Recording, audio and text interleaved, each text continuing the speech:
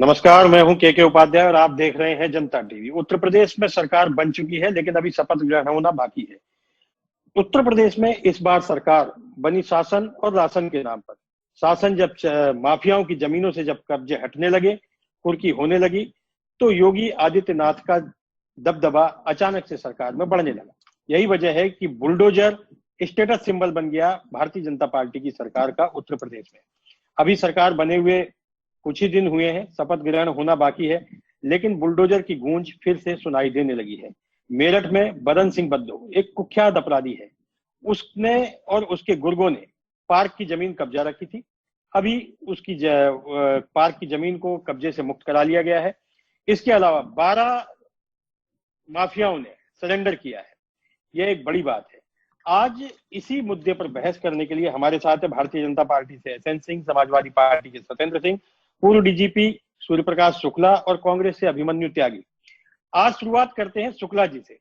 शुक्ला जी, ये ठीक है कि बुलडोजर ने आपको सत्ता दिलाई, भारतीय जनता पार्टी को सत्ता दिलाई, लेकिन जिस तरह से माफियाओं ने सरेंडर किया है और अब फिर से एक बार बुलडोजर की गूंज सुनाई देने लगी है, तो क्या ये कानूनी रास्ते का या माफियाओं में भय व्याप्त करने का यही एकमात्र सही तरीका है, या कोई और भी तरीका हो सकता था?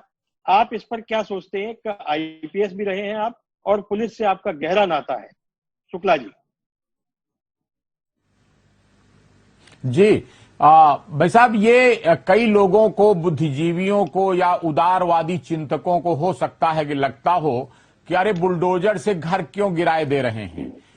कई लोगों ने बातचीत में यह भी कहा कि अरे ये उसको इससे अच्छा कि सरकारी किसी उपयोग में ले लेते, कोई सार्वजनिक जनता के हित का काम उसमें कर दिया जाता और ये बुलडोजर से गिरा देने की कोई जरूरत नहीं थी।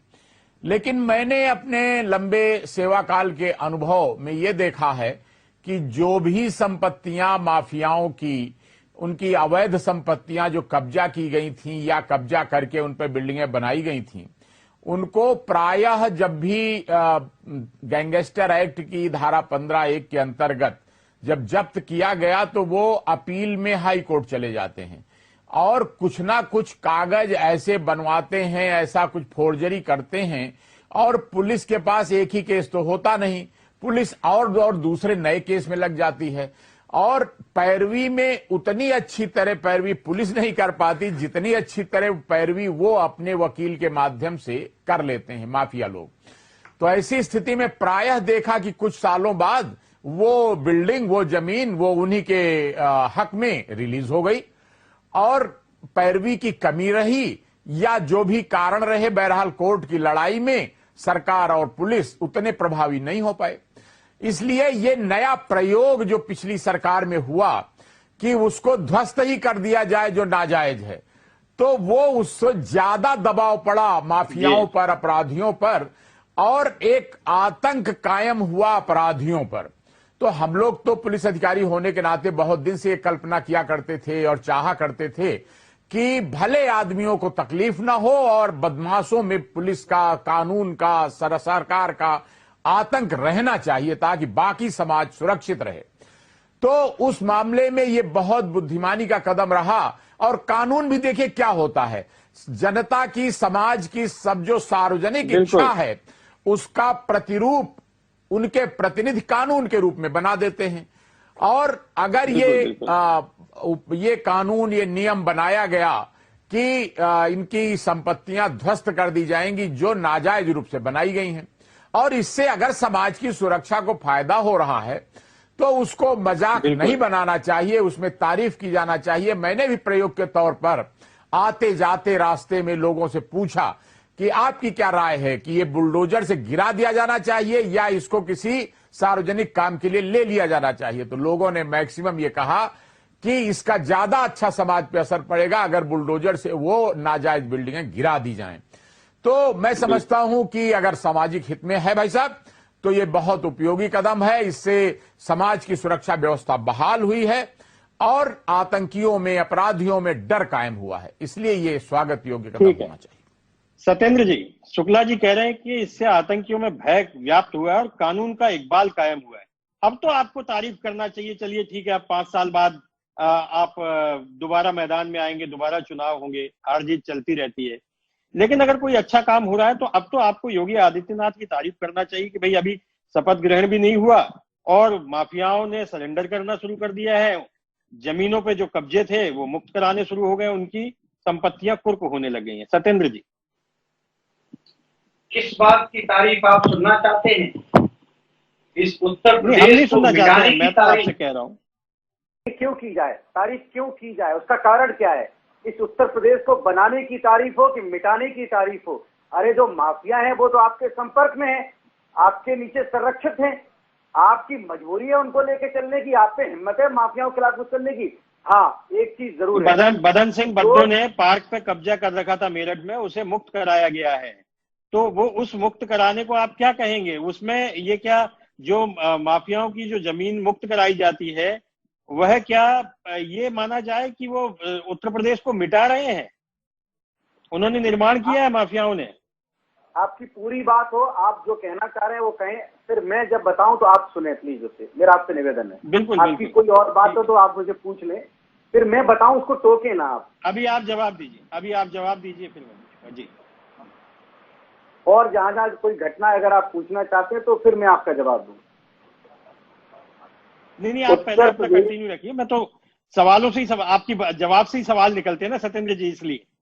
नहीं, लेकिन ऐसे तो मैं अगर टोकूंगा तो डिबेट ही नहीं हो पाएगी और बात किसी की पूरी नहीं हो पाएगी। चलिए ठीक है, आप जवाब दीजिए।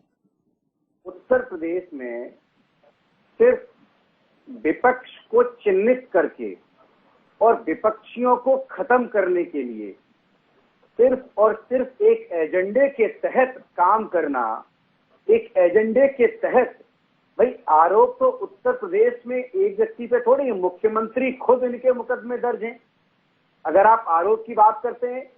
और दूसरी बात, डिप्टी सीएम से लेके सीएम से लेके इन पे कहां बुलडोजर कौन चलाएगा भाई? अगर आपको आरोपी लोगों पर बुलडोजर चलाना है, रही बात माफियाओं की, आप अगर इस दृष्टिकोण से बुलडोजर लेकर चल रहे हैं कि सिर्फ विपक्ष को खत्म कर दिया जाए और विपक्षी लोगों को डरा धमका के और विपक्षियों को टारगेट करके अगर उनको ये बुलडोजर की बात की जा रही है। और उत्तर प्रदेश, देखिए, भीड़ तंत्र एक ऐसा तंत्र होता है जो अपने ही अगर इकट्ठे कई लोग मारने लगते हैं तो एक आदमी से फिर पूछा भी नहीं जाता है इसको मार क्यों रहे हैं। ये भीड़ तंत्र जो शुरू किया जा रहा है, ये उत्तर प्रदेश के लिए, आप जैसे वरिष्ठ पत्रकारों के लिए इसका संतुलित भाषा का प्रयोग करते हुए इसके मानकों को समझना पड़ेगा। आज जो अचानक से अगर आंख बंद करके जय बुलडोजर तो उत्तर प्रदेश तो मिट जाएगा।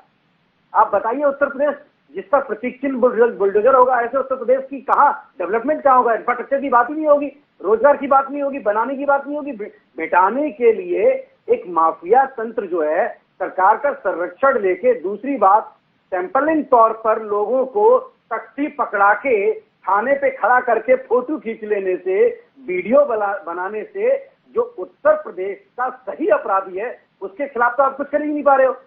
उसको आपको मंच पर रखना पड़ता है, उसको बचाना पड़ता है। पूरा देश, उत्तर प्रदेश, देश की तमाम जनता एक तरफ तुली रही, आप कार्रवाई करो, आपने कोई कार्रवाई नहीं कर पाई, आज तक नहीं कर पाए आप कुछ, और बाद में उसको बचाना पड़ता है।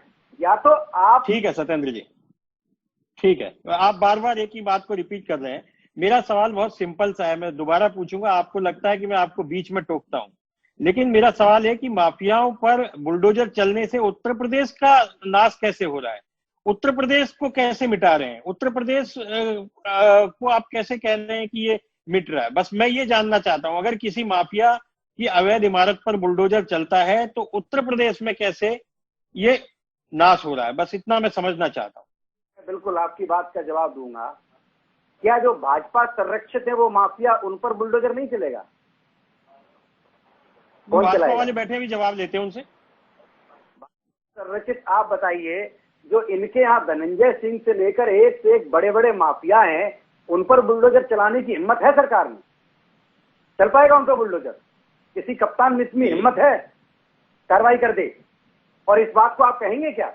ये सरकार अगर पार्शलिटी से काम करती है, अगर सरकार चिन्हित करके बाकायदा एक सुनियोजित एजेंडे के तहत अगर काम करेगी, तो ये उत्तर प्रदेश, देखिए, अगर आपने कब्जा करने की कोशिश, ये तो सरकार माफिया राज शुरू कर दे रही है। ये सरकार, ये न्याय नहीं है ये। अच्छा। इसको न्याय नहीं कहते। आप एक टारगेट बना के अपने विपक्षियों को टारगेट करके अगर आप ऐसा करते हैं, या तो बीजेपी का जो माफिया है पहले उसे खत्म करो, उसके बाद जो आम माफिया है आप वहां तक पहुंचिए। इतनी आप में हिम्मत नहीं है। अगर आप ये करेंगे तो फिर आपको भाजपा संरक्षित, जिसको गृह मंत्री मंच पे खड़ा करेंगे, उसको पकड़ने की उत्तर प्रदेश सरकार की हिम्मत है। ठीक है सत्येंद्र जी, ठीक है, आपके पास आता हूं दोबारा। बीजेपी के साथी एसएन जी हमारे साथ हैं। आपने सत्येंद्र सिंह जी को सुना, उन्होंने तमाम आरोप लगाए हैं।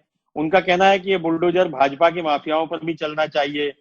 तो वो ये भी कह रहे हैं कि ये बुलडोजर जो है संघार का प्रतीक है, सर्वनाश कर रहा है यूपी का, टारगेट करके बुलडोजर चलाया जा रहा है।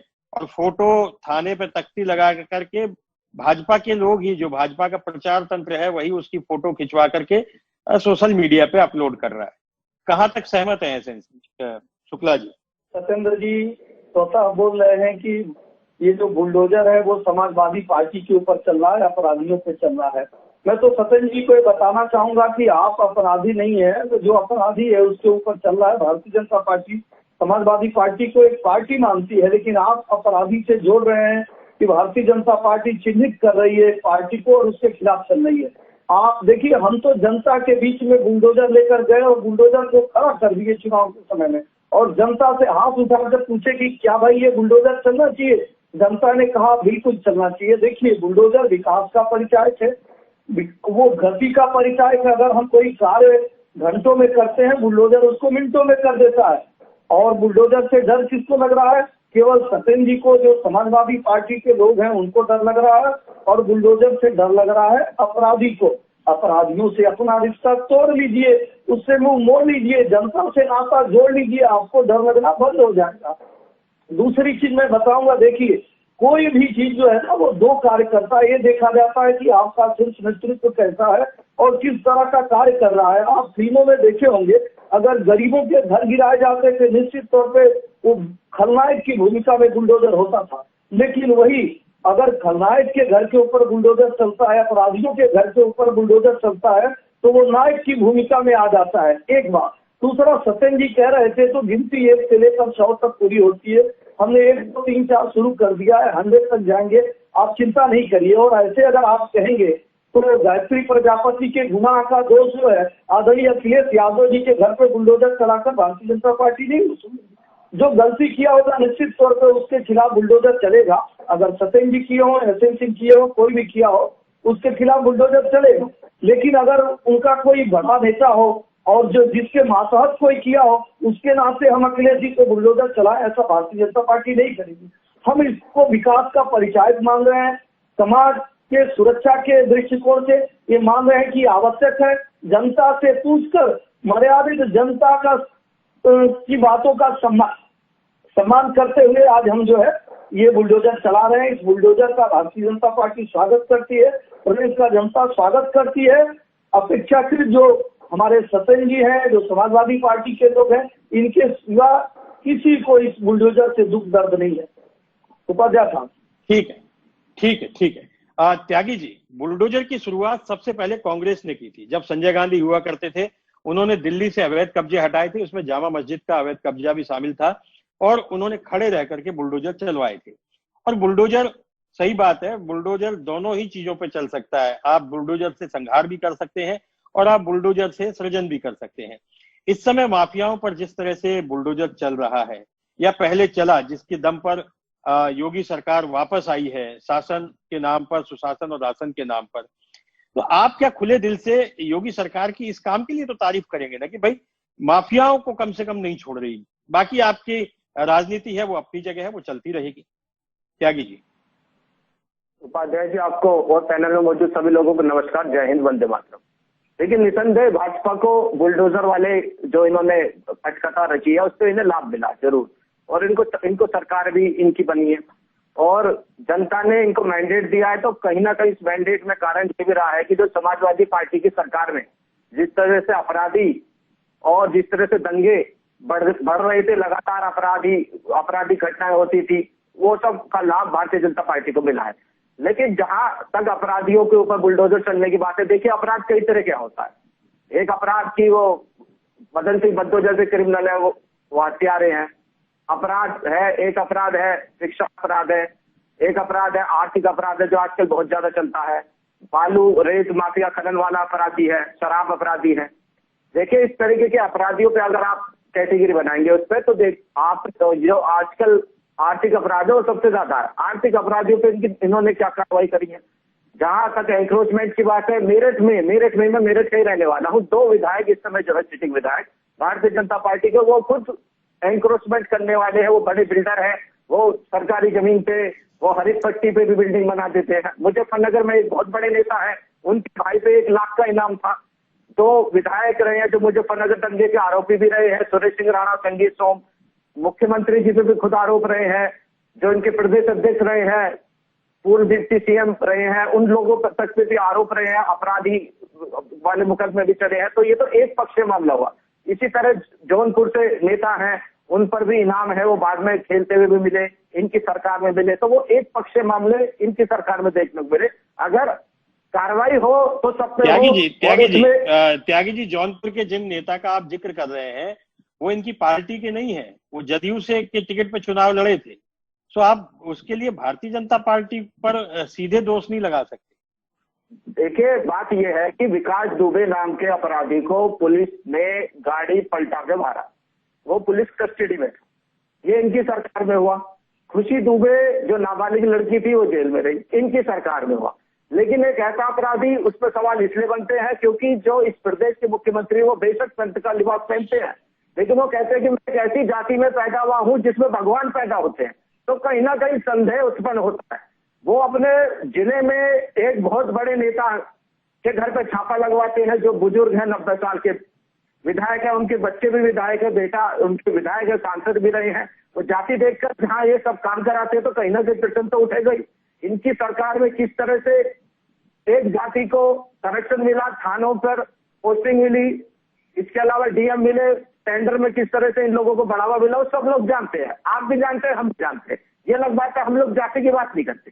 लेकिन जो दल धर्म कहता है कि हिंदू एक हो जाओ, हिंदू की बात करते हैं, वो जाति पर आ जाए तो बहुत शर्मनाक है। इनको कार्रवाई करनी है तो खुल के करें और उसका रिपोर्ट कार्ड लेकर आए। ठीक है त्यागी, ठीक है। सिंह साहब, आप कुछ कहना चाह रहे थे? शुक्ला जी, मैं आपसे इस सवाल का जवाब लूंगा जो त्यागी जी ने उठाया, लेकिन उससे पहले सिंह साहब, एसएन सिंह, भाजपा। जवाब देना बहुत जरूरी है। जो जिस जाति में पैदा होता है उसको स्वीकारना चाहिए और इसमें कोई बुराई नहीं है, ना इसको समाज बुरे नजर से देखता। आप जिस जाति में भी पैदा हुए हो निश्चित तौर पे, लेकिन साधु की कोई जाति नहीं होती, सन्यासी की कोई जाति नहीं होती। अब मैं एक चीज इनको कहना चाहूंगा, क्योंकि आपके माध्यम से सभी डिबेटों में इस बात को कहते हैं। देखिए, जिसकी जाति है और जो जाति को मानता है वो तो ठीक है, लेकिन इनकी पार्टी के कुछ लोग हैं जिनकी जाति ही नहीं है, विजाति और अंतरजाति है, उसके बारे में क्या कहा जाएगा? ये जरूरी था आज इनको डिबेट में बताना। पहले उसको ठीक करके बता दीजिए कि वो किस जाति के हैं। एक बात।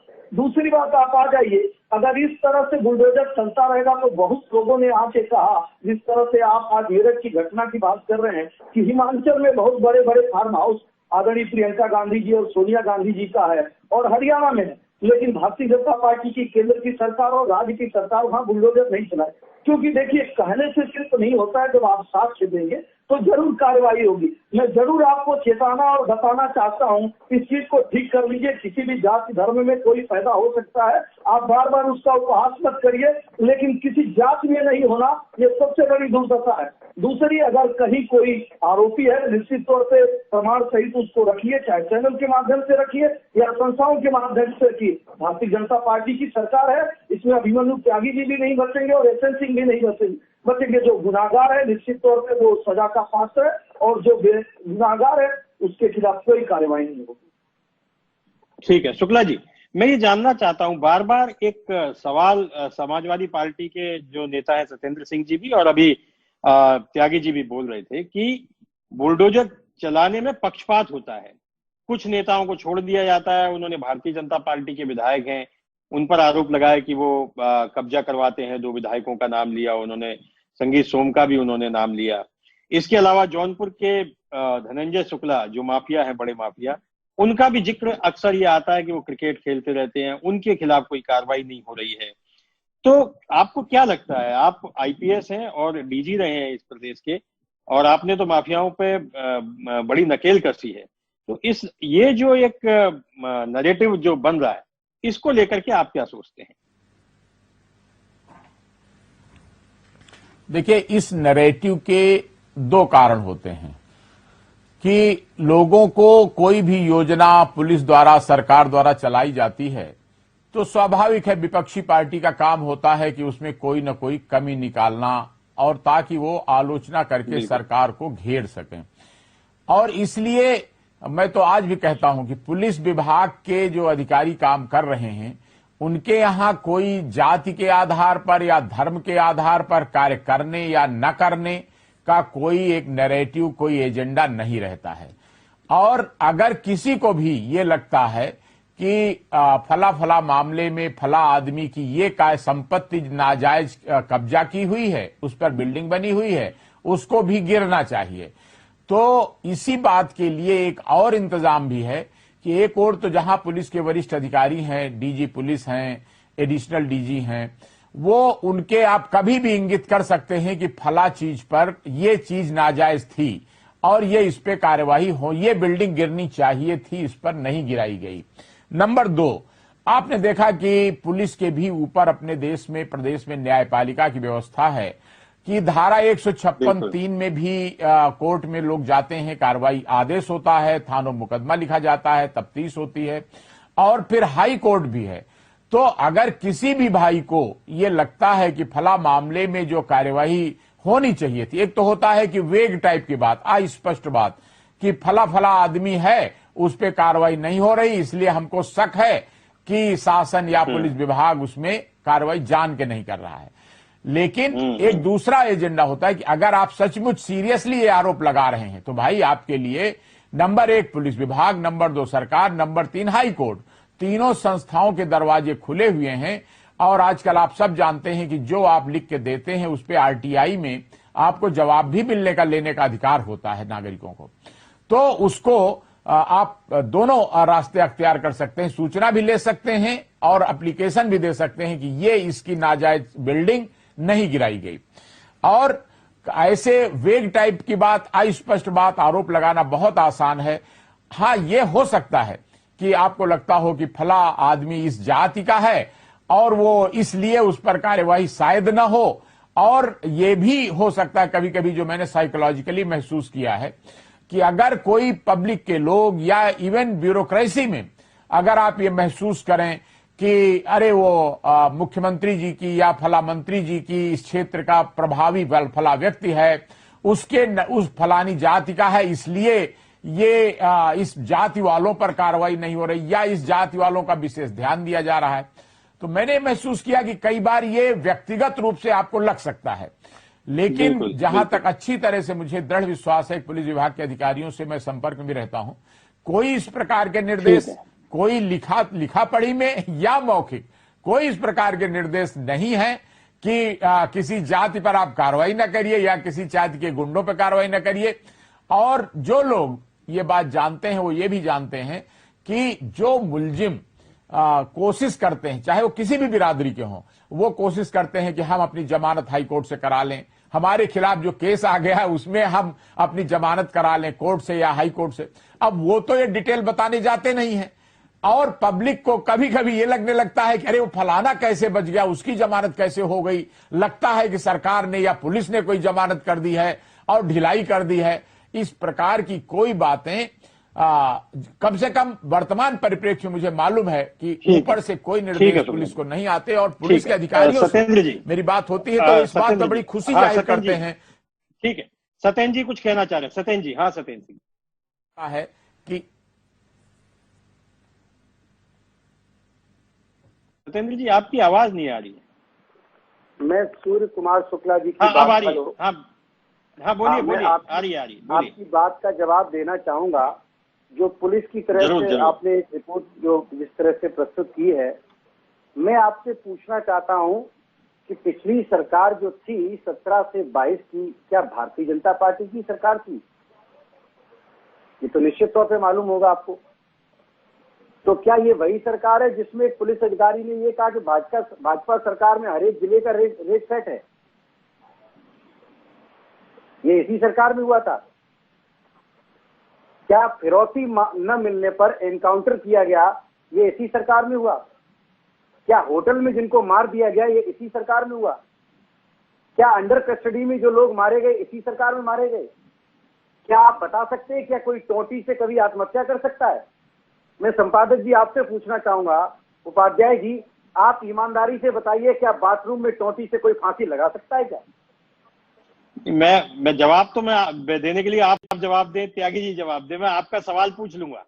शुक्ला जी, सत्येंद्र सिंह जी ने जो कहा है उसका जवाब कृपया आप दें। आप पुलिस को बेहतर समझते हैं। शहर में जो एक कांड होता है, आदर करता हूं कि उन्होंने कुछ बिंदु उठाए हैं। जवाब देंगे? जी शुक्ला जी बताइए। शुक्ला जी जवाब ले लेते जी, मैं ये बताना चाहता हूं सत्येंद्र जी को, मेरा सीनियर अधिकारी मुझे रात भर परेशान कर रहा है, उसे कहीं न्याय नहीं मिल रहा है, कप्तान साहब उसकी सुन नहीं रहे। अरे सुनिए, अखिलेश यादव ने खुले मंच पर बयान दिया मीडिया के सामने कि अगर ये सैयद मुलायम सिंह के पहले से गिर गया होता तो इसकी दुर्गति नहीं होती। ये समाजवादी पार्टी की सरकार में होता है। आप भूल जाइए, आप भूल क्यों नहीं रहे भाई? आप इतिहास की पार्टी हो गए, आपको भूलना पड़ेगा, आपको सोचना पड़ेगा, समझना पड़ेगा कि मऊ के दंगे नहीं होंगे भारतीय जनता पार्टी की सरकार में, और मुजफ्फरनगर के दंगे भी नहीं होंगे, बुलंदशहर और बदायूं का एक कांड भी नहीं होगा। ये भारतीय जनता पार्टी की पारदर्शी, ईमानदार, जवाबदेह सरकार है। इसे लिख लीजिए, कहीं पढ़ लीजिए, सुन लीजिए, समझ लीजिए। सिंह साहब, बिल्कुल दोनों सत्येंद्र जी और एसएन सिंह दोनों से मेरा आग्रह है, हम शुक्ला जी से जवाब ले लेते हैं। शुक्ला जी से जवाब लेने के बाद सिंह साहब के पास में आता हूँ जी। शुक्ला जी आप कुछ एसएन सिंह जी, एसएन सिंह जी, मेरा निवेदन ये है भाई साहब कि ये जो बात शंका व्यक्त की जा रही है कि फला जगह गलत इनकाउंटर हो गया, फला ने घूस ले ली, फला ने गलत ढंग से उसको सुसाइड करा दिया गया, या इस प्रकार की शंकाएं। होता क्या है, मैं सब साथियों को अपने स्पष्ट करना, पुलिस देखिए बहुत बड़ा संगठन है और लगभग 1600 थाने हैं पूरी यूपी में, और उससे भी 1.5 गुनी 2 गुनी चौकियां हैं। और ये मैं कोई आप भी ये गारंटी नहीं ले सकते कि हर व्यक्ति जो विभाग में काम कर रहा है हर व्यक्ति उतना ही ईमानदार है, हर व्यक्ति उतना ही नियम को मानता है। और इसका एक समाधान है कि अगर कोई गलत काम करता है और वो बात पता लग जाती है तो पुलिस विभाग ने दंड देने में रत्ती भर भी कोताही पूरे शासन काल में, पूरे अपने सेवा काल में नहीं की है। जो गलती, अगर कोई आदमी गलत इनकाउंटर करता है उसकी भी जांच होती है। और इतना ही नहीं, हाई कोर्ट की ऑब्जर्वर भी तैनात होते हैं, दिल्ली से मानवाधिकार आयोग भी तैनात होता है। और इतना ही नहीं, बल्कि अगर कोई आदमी घूस लेकर गलत इनकाउंटर कर देता है, कोई मार देता है कोई, तो ये व्यक्तिगत दुराचरण के मामले हैं। और ये मैं नहीं दावा करता, कभी भी ना पुलिस विभाग दावा करता है कि हमारी 4 लाख की फोर्स में किसी आदमी को लालच नहीं आएगा, किसी आदमी को गुस्सा नहीं आएगा, कोई गलत काम नहीं कर जाएगा। अगर कर जाएगा तो उसकी वही सजा होगी जो अपराधी की होती है। पुलिस के रूप में उसे बचाने के लिए न सरकार आएगी, ना कोई पुलिस विभाग आएगा। इसलिए सरकार का उससे कोई लेना देना नहीं है। एक व्यक्ति सत्येंद्र जी एक बात तो समझ लीजिए कि जो योगी आदित्यनाथ जी ने किया, आपने देखे होंगे बुलडोजर नाच रहा है, बुलडोजर लगा करके लोग नाच रहे हैं, सभाओं में बुलडोजर है, और अभी हाल ही में सोशल मीडिया पे बुलडोजर से रंग की बरसात हो रही है। इसका मतलब यह है कि जनता ने इस बुलडोजर और माफियाओं की कार्रवाई को स्वीकार किया है। आप ये क्यों नहीं स्वीकार करते कि एक अच्छा काम हो रहा है, कम से कम माफियाओं की संपत्ति जब्त हो रही है, आप उसको सपा से क्यों जोड़ते हैं? क्या सारे माफिया सपा में ही हैं? जनता ने इसको पसंद नहीं किया है, ये सिर्फ बीजेपी कर रही है, जनता नहीं कर रही है। ये बीजेपी के कार्यकर्ता कर रहे हैं। तो वो किसने करते हैं? आज के लिए कर रहे हैं। डीएम से मैं जूता साफ कराऊंगा और घंटों में दरवाजे के सामने खड़ा रहेगा। काम कर रहे हैं ये लोग, सरकार चलाए हैं और विज्ञापन दाढ़ी में तिनका विज्ञापन फेल हो रहे हैं। अब ये मजबूरी में इस तरह का काम कर रहे हैं ताकि सरकार की जगह बन सके।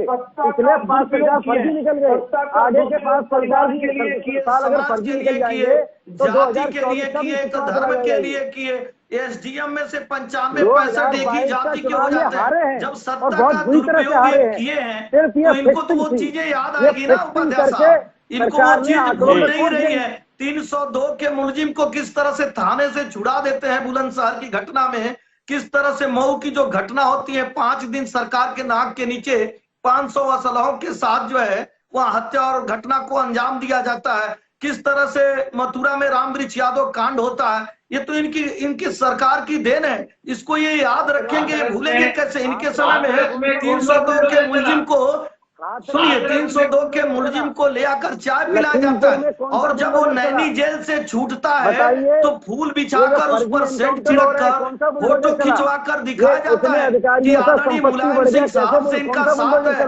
अगर इनके खिलाफ आप जाएंगे तो बंदूकों से आपको डरवाया जाएगा। अरे देखिए, हमने वही भय भूख भ्रष्टाचार मिटाया, राशन शासन और अनुशासन दिया और फर्जी समाजवाद का नारा देने वालों को इतिहास की पार्टी बना दिया। सतन जी पढ़िए, पढ़िए, उसके बाद आइए और देखिए कि आपने क्या जनता के जनमत को फ्रॉड कह रहे हैं क्या? सपा के जो हमारे प्रवक्ता सत्येंद्र सिंह जी, जनमत जनता ने दिया है, सीटें जनता ने दी है, अगर उसको हम फ्रॉड कहेंगे तो ये तो जनादेश का अपमान होगा ना। जनता, अरे भाई यूपी के साथ फ्रॉड हो रहा है, इसकी ये दुर्दशा नहीं सरकार होती अच्छा ये यूपी के साथ फ्रॉड कर रही है। और सुनिए, आजम खान साहब क्या कहते हैं, डीएम से तो मैं जूते साफ करवाता हूँ, डॉक्टर मुंह पे फेंक देता मैं है, खड़ा रखूंगा, दवाई किसी को दे नहीं पाए। 40 ये बताइए, लोगों को जलने के लिए लकड़ी नहीं दे पाए। लेकिन इन सबके बावजूद वोट भाजपा को मिले, इन सबके बावजूद लोगों ने वोट भाजपा को दिया। आयुष्मान कार्ड वालों ने भी भाजपा को दिए, जिनको राशन मिला उन्होंने भी भाजपा को दिए, जो माफियाओं से त्रस्त थे उन्होंने भी भाजपा को दिए।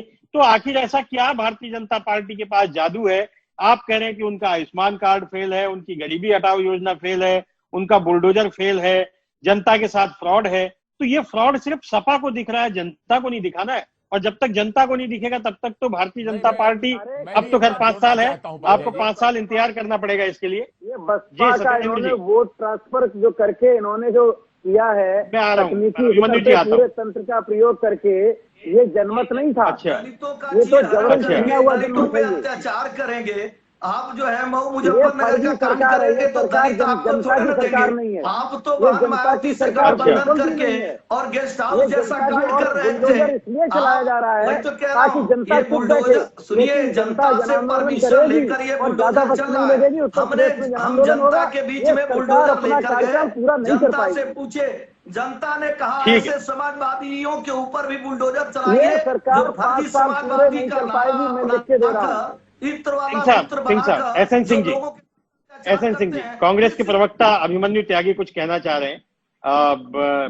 त्यागी जी को सुन लेते, फिर मैं आपके पास आता हूँ। सिंह साहब जी। त्यागी, देखिए, मैं बिल्कुल जनता की तरफ से कहूंगा, इनकी सरकार का क्या संदेश है जनता के बीच में, वो ये है कि अगर कोई अपराध अभिमन्यु त्यागी, अभिमन्यु चौबे, अभिमन्यु दुबे, अभिमन्यु त्रिपाठी, अभिमन्यु त्रिवेदी, अभिमन्यु शर्मा नाम का अपराधी अगर कोई घटना करे तो उसका एनकाउंटर हो जाएगा। लेकिन अगर अभिमन्यु सिंह होगा तो वो बचा रह जाएगा, इनकी सरकार है। लेकिन अगर अभिमन्यु दुबे, चौबे, तिवारी, त्रिपाठी, त्यागी, राय, शर्मा अगर भारतीय जनता पार्टी ज्वाइन कर लेगा तो प्रातः स्मरणीय, प्रातः पूजनीय हो जाएगा। वो बहुत मनीषी व्यक्ति हो जाएगा, बहुत विद्वान व्यक्ति हो जाएगा, देवता व्यक्ति हो जाएगा, ज्ञानी व्यक्ति हो जाएगा, क्योंकि वो गंगा जी नहाने का भारतीय जनता पार्टी में, ये बिल्कुल सत्य बात है। जनता इनको इस नजरिए से देखती है कि अगर भाजपा में अपराधी है तो बचा रह जाएगा, अगर भाजपा के बाहर है और मुख्यमंत्री जी त्यागी जी मेरी बात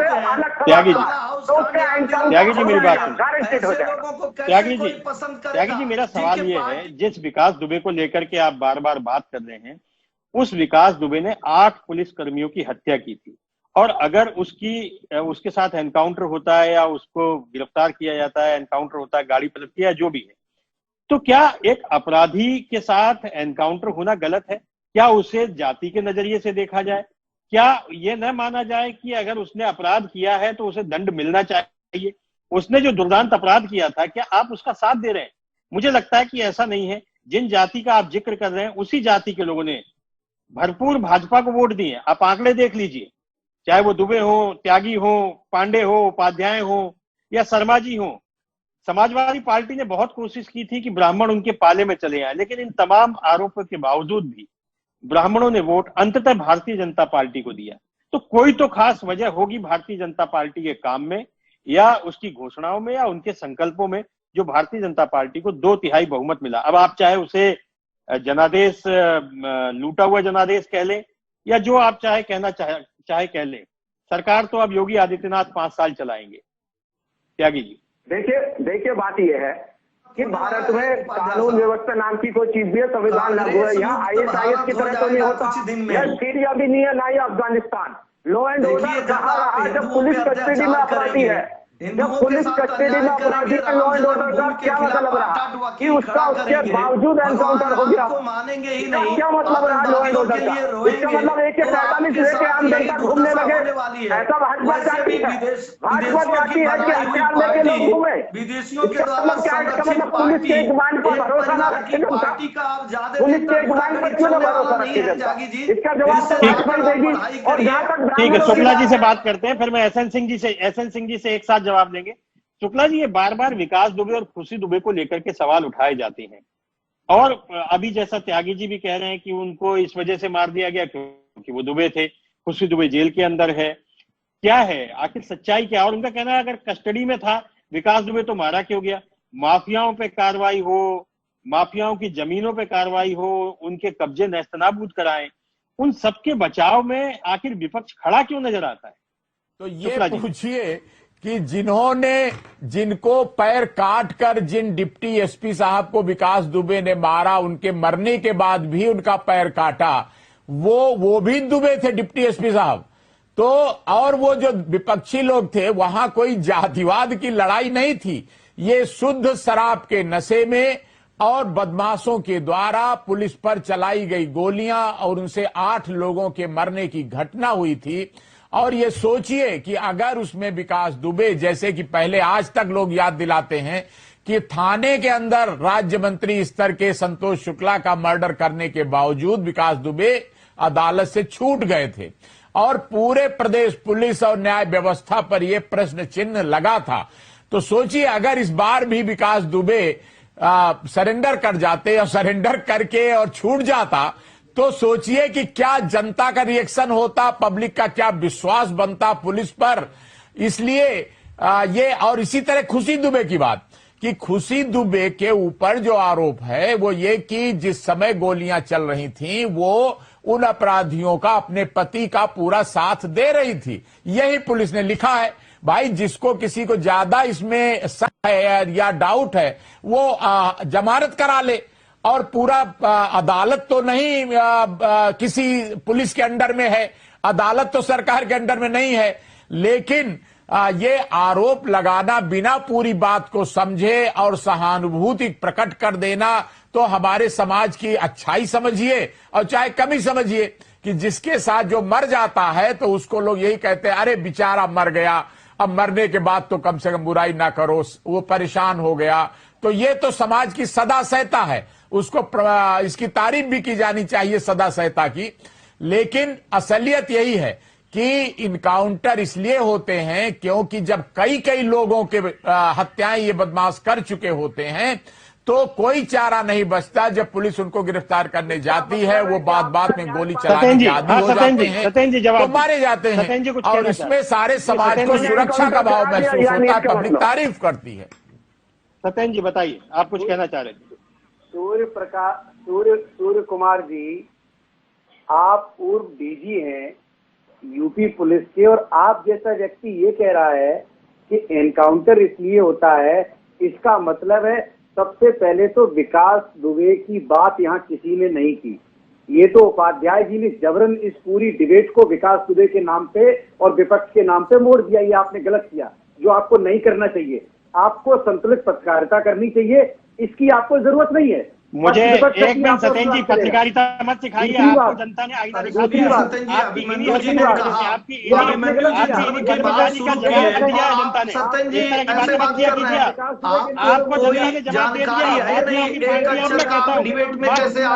पार्टी है, आपको किसी भी बात की जानकारी है नहीं। विकास दुबे के नेता आदरणीय मुलायम सिंह जी तमाम अपराधियों से खुलेआम साथ रखते थे, उनको टिकट देते थे।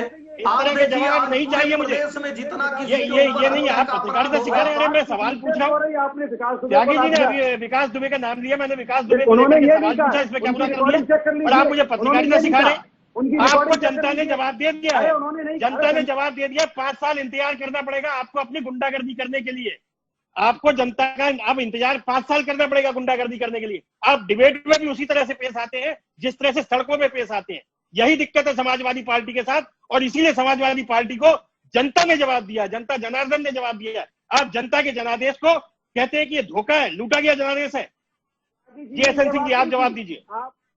देखिए उपाध्याय साहब, इन लोगों का कार्य है संस्थाओं पर सवाल और बवाल मचाना, यही कार्य समाजवादी पार्टी का है। मैं ये बताना चाहूंगा, इनके बड़े नेता आदरणीय मुलायम सिंह साहब का तमाम बड़े अपराधियों से साथ था, और वो फोटो खिंचवाते थे उनके साथ, पब्लिक को डरवाने का काम करते थे। पब्लिक में है कि उनको टिकट देते थे बड़े बड़े अपराधियों को, और आज इसी के नाते 2017 में जनता ने इनको नकारा, 2022 में भी नकार दिया। देखिए हमारे भाई अभिमन्यु त्यागी जी कहते हैं, तो मैं इनको याद दिलाना चाहूंगा कि जब एक अपराधी के लिए, जब एक आतंकवादी के लिए सोनिया गांधी रोती है, जब हिंदुओं को आप कहते हैं कि मंदिर इसलिए जाते हैं कि लड़कियां छेड़ेंगे, हम यूपी तक सीमित रहे, सोनिया जी तक और वहां तक नहीं जाए। उत्तर प्रदेश में बुलडोजर की बात कर रहे हैं, माफियाओं पे कार्रवाई की बात कर रहे हैं, हम उसी तक विषय को सीमित रखें। वो बहुत पुराना मुद्दा हो गया जो आतंकवादियों की, जिनकी आप बात कर रहे हैं। मुझे लगता है कि हमें डिबेट यूपी तक सीमित रखनी चाहिए। आप अब बोलिए सिंह साहब, एसएन सिंह। देखिए मैं कह रहा हूं, आज बुलडोजर किस पे चल रहा है? किसी साधारण व्यक्ति पे तो बुलडोजर चल नहीं रहा है, किसी अपराधी पे चल रहा है। अब समाजवादी पार्टी या कांग्रेस के लोग ये मान ले कि जिस पे चल रहा है वो हमारी पार्टी का है, तो इनको ऐसे लोगों से रिश्ता नहीं जोड़ना चाहिए कि आपको इतनी तकलीफ हो। और किसी पे भी चल, कोई चोर ये कह के नहीं बच सकता है कि वो दूसरा चोर नहीं पकड़ा गया इसलिए हम भी नहीं पकड़े जाएंगे। अरे अभी आपकी बारी है तो आप पकड़े जाएंगे। आपने चोरी किया है कि नहीं, आप गुनाह किए हैं कि नहीं, सबसे बड़ी बात ये होती है। ये नहीं कहना होता है कि अगला नहीं। के समय में सरकार क्या करती थी, सीधे गुनाहगार के साथ खड़ी हो जाती थी, एक धर्म और जाति के साथ खड़ी हो जाती थी। भारतीय जनता पार्टी भय भूख भ्रष्टाचार मिटाकर जो है अंत्योदय की परिकल्पना को पूरा करने पे लगी है। जो सारी योजनाएं हैं वो अंतिम व्यक्ति तक पहुंचे, लोगों का विकास हो, जनता का विकास हो, और जनता का आशीर्वाद देकर आज हम ये बुलडोजर चला रहे हैं। ठीक है, आपके सत्येंद्र जी कुछ कहना चाह रहे थे, आपकी बात का सत्येंद्र जी जवाब देना चाह रहे हैं। सत्येंद्र जी, सिंह साहब की बात का आपको जवाब देना चाह रहे थे, आप अपना जवाब पूरा कीजिए, फिर डिबेट का भी वक्त हो चला। अगर मैं बीच में डिबेट रोक दूंगा तो आप कहेंगे मेरे साथ पक्षपात हुआ है। जी सत्येंद्र सिंह जी। कुमार जी ने एनकाउंटर की पुलिस द्वारा जो बात कही है, इसका कोई विकास दुबे को संरक्षण देने की बात नहीं कह रहा है, कोई ये नहीं कह रहा है कि उसके साथ आप जो अन्याय कर रहे हैं। अरे माफियाओं को मारा जाना चाहिए और भीतर घुस के मारना चाहिए, लेकिन पुलिस का भी एक भाई न्यायपालिका क्यों बनी हुई है? इस देश की न्यायपालिका का काम क्या है? फिर तो पुलिस जिसको अपना चिन्हित कर ले उसको मार दे। क्या जरूरत है न्यायपालिका की? ट्रायल की क्या जरूरत है? कोई जरूरत नहीं है। सूर्य कुमार जी के हिसाब से पुलिस आए और ठक से मार दे, खुद छुट्टी करे, और यही हो रहा है। वो चाह रही है मार रही है, आप फिर बताना क्या चाह रहे हैं? जिसको चाह रही है मार रही है। शुक्ला जी को जवाब देने दीजिए। सिंह साहब, शुक्ला जी जवाब देंगे, शुक्ला जी बेहतर जवाब दे सकते हैं। शुक्ला जी पर भी गोलियां चलाते हैं इसलिए मारे जाते हैं। जी मैं यही कह रहा हूं भाई साहब, ये नहीं कह रहा हूं कि इस तरह का पुलिस राज हो जाना चाहिए कि पुलिस जिसको चाहे मार दे, ये नहीं होना चाहिए, ना होगा। और ये बल्कि मैं तो सब आप साथियों का ध्यान दिलाना चाहूंगा, जरा कल्पना करिए कि अभी बंगाल में जब टीएमसी की जीत हुई थी किस तरह आग लगी जगह जगह, किस तरह दफ्तरों में हमला हुआ, और किस तरह एक वो कानून व्यवस्था की स्थिति बंगाल की देखिए, और एक यूपी की स्थिति देखिए कि अभी जनादेश निकला, वोट हुआ, कहीं कोई जीता कहीं कोई जीता, लेकिन कहीं भी ये खबर नहीं आई। ये इसके लिए आपको धन्यवाद देना चाहिए व्यवस्था को, पुलिस को और सरकार को भी कि देखिए ऐसा इंतजाम है कि कहीं ये नहीं कि विरोधी पार्टी के दफ्तर में घुस जाओ, आग लगा दो और पकड़ के विरोधी कार्यकर्ताओं को जान से मारने लगो। अगर व्यक्तिगत रूप से कोई हमला करता है, मारता है, तो तुरंत उसको पकड़ा जाए और तुरंत कानून व्यवस्था। हम अपनी बहस को यहीं विराम देते हैं। बुलडोजर अभी जारी रहेगा, बुलडोजर चलना शुरू हो चुका है। आप सब लोग मेहमान हमारे साथ जुड़े, गर्मा गर्म बहस भी हुई। आप सब लोगों का बहुत बहुत धन्यवाद। नमस्कार। बहुत बहुत शुक्रिया। ये बुलडोजर की जो बात है, बुलडोजर को लेकर के अभी से भय व्याप्त है। तमाम विपक्षी पार्टियों को लग रहा है कि उनके रास्ते बंद होने जा रहे हैं, लेकिन कानून इकबाल से चलता है और पुलिस का इकबाल तभी कायम रहता है जब माफियाओं पे कार्रवाई हो, माफिया नेस्तनाबूद हो और गरीबों के कब्जे छुड़ाए जाएं, गरीबों को कब्जों से मुक्त कराया जाए, अवैध कब्जे न हो।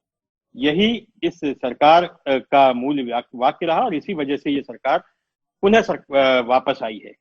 25 मार्च को शपथ होना है, लेकिन उससे पहले ही सरकार का यह इकबाल और शक्ति दिखाई देने लगी है। 25 मार्च के बाद मंत्रिमंडल तय होगा और उसके बाद क्या होता है उस नई बहस को लेकर के हम फिर आपके सामने आएंगे। तब तक आप देखते रहिए जनता टीवी, समाचारों का सिलसिला जारी रहेगा। नमस्कार।